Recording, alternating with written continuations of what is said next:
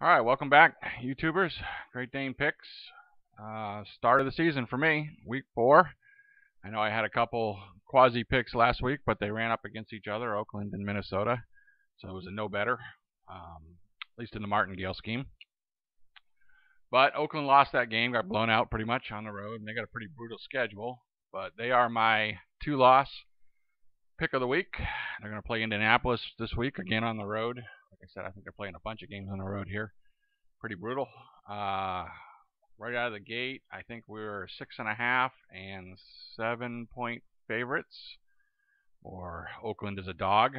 Favorites for Indianapolis. Let's just see the line history. Whoops. Yeah, a lot of these have been 6.5, 7. When I went to Bovada yesterday, it was 7. 7 with a minus 110.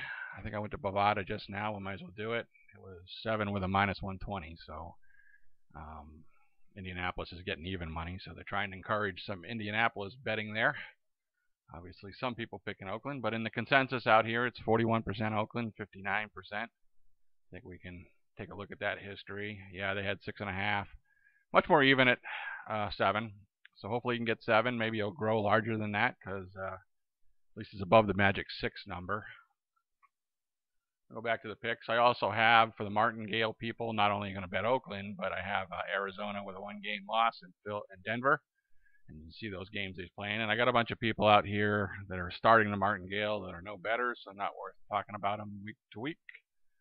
So very simply, I have money management in my scheme. This is based upon a $20,000 bankroll, scale up or scale down according to your particular paying. So Oakland on the multiple scheme will be 1 bet or $1,000, 5% to your bankroll. Just 1x there. Like I said, 7 points. We'll see what happens. Maybe we'll pick up a cover there. Fixed, it's 10% of bankroll, $2,000. So bet Oakland $2,000. And the martingale, it'll be 3 bets that total $22.63. So again, just a little over 10%, 2,200, 10% of your bankroll, a little bit more. I mean, just we're easing in here. Hopefully, it'd be nice to pick up a win the first week, but not disastrous if we lose. Still filling out a lot of these teams. You know, we had a couple 20-plus point favorites / dogs last week. New England and Dallas were more than 20-point favorites. I thought New England was going to win that, and I thought Dallas wouldn't. It turned out to be the reverse of that. Miami came back and covered. I mean, New England was covering, and then they gave up the late backdoor Dolphins and didn't cover. And Dallas, I didn't think they'd cover, and they did. So, but you know, I mean, just the insanity of 20-plus point. It's like college versus pro. So things are still a little unstable. Anyways, long story short, if you're a martingale player, it's 12.39 on Oakland, 5.12 on Arizona, and 5.12 on Denver. And we'll see how that works out.